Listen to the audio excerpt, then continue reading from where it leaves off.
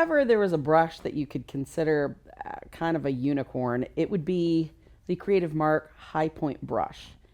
This brush is kind of designed off the traditional old waxing brush that you would use if you were doing um, work on finishing very intricate carved furniture. The finishes used to, before there was the shellac and things like that, they were wax sealed, which would mean painstakingly taking a brush and really pushing the wax into the carving and then buffing it to a high sheen. So, what do you do with a brush like that? Well, it's become today's modern stenciling brush. It's become a brush that you can do faux finishing with. It's a brush that you could actually do fine art painting with. But it's a brush that's really good quality. It's a brush that's got flagged ends like a regular fine art painter's brush that grab the color, that hold the color, that release it nice and smoothly, regardless of whether you're actually working with fine art or you're doing something like chalk finishes that we've got here, if you're doing something like actually using it to wax wood. So we're going to give that a try today and just show you how it works.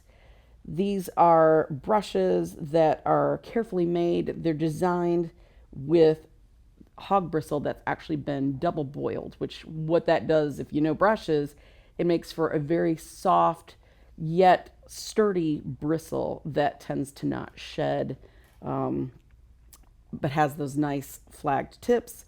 It's got a metal ferrule that's rust resistant, tarnish resistant, and it's got hardwood beech handles with a drill hole and a leather end so that you can actually hook it up to let the wash water drip out, which this is a very thick brush. It's got a 2-inch diameter. And what that does is it makes it so it holds a lot of paint, it releases a lot of paint, but you definitely want to hang it up to be able to let all the water drip out so it's ready for the next use. So, got the handle and got the leather for that. So, let's give this a try. This one I've actually put a chalk finish on. I've done the wax detailing so that you can see that. So let's see what this can do with a chalk paint. So I've just got just our corner scrap from our framing department. Now, with this type of finishing, you can do a number of things. This will actually make it so you can texturize it if you want to, then kind of antique the wax into it, or you can use different techniques to kind of smooth it out. So what we're going to do,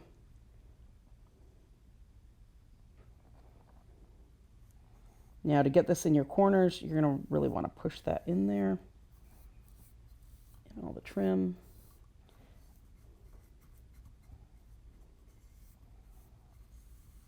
How smooth it is at first is not really the concern. It's the coverage initially.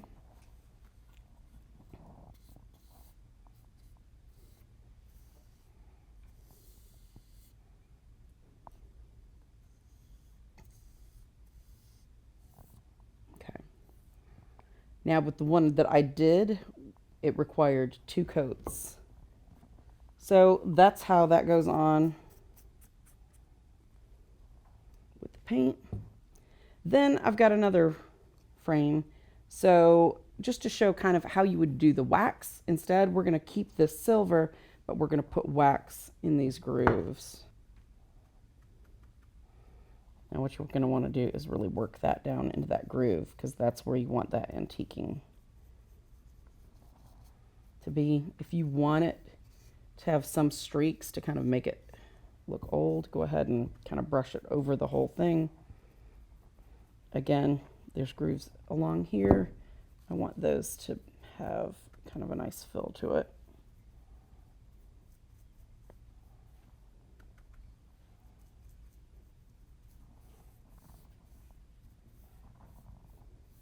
You can see how that's fit down in those grooves with the color, right? So once you've got that on there, you just wipe off the excess.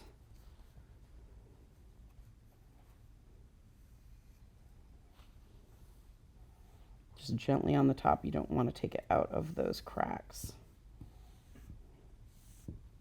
Then you just let this dry a little bit more, set up a little bit more, and you can do a final buff. But that makes it, Gives it kind of an antique sheen. It's got a little bit of kind of the old look where it ages it down in the cracks from the brush. So that's how you put that colored cream wax on. Now then, this one is much more detailed. You can see where I put the cream wax on with the brush and it's all been buffed out.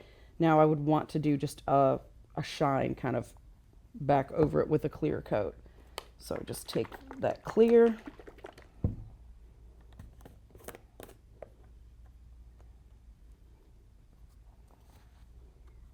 And again, with this, it's all about getting it in those grooves so that the wax kind of sinks down into that entire design.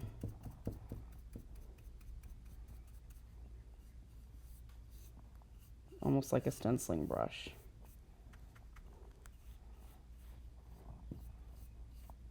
And with this, I pull this across any grain that's there. Left it with a little bit of grain on it because I liked it kind of looking old, like it was an old hand-painted surface. So I'm kind of working it against that just to get the wax down in there so it provides a really nice kind of filled coat. And then I would let that set until it's dry, and then I would buff that to a nice high sheen. So you can see that the brush with that 2-inch diameter really makes for quick work because it's got a lot of surface area. It's nice and absorbent, but it's still stiff enough where you can really work it down into any of the kind of detail work. Smooth enough where with the flagging, it'll kind of pull that nicely across the surface. Just a great all-purpose brush. Landscape painters, think of what this could do for really, putting some texture on your paintings. Just a great all-purpose brush. The High Point brushes, great for faux finishing, great for doing some chalk painting, for doing wax sealing, for just about anything. It's your unicorn.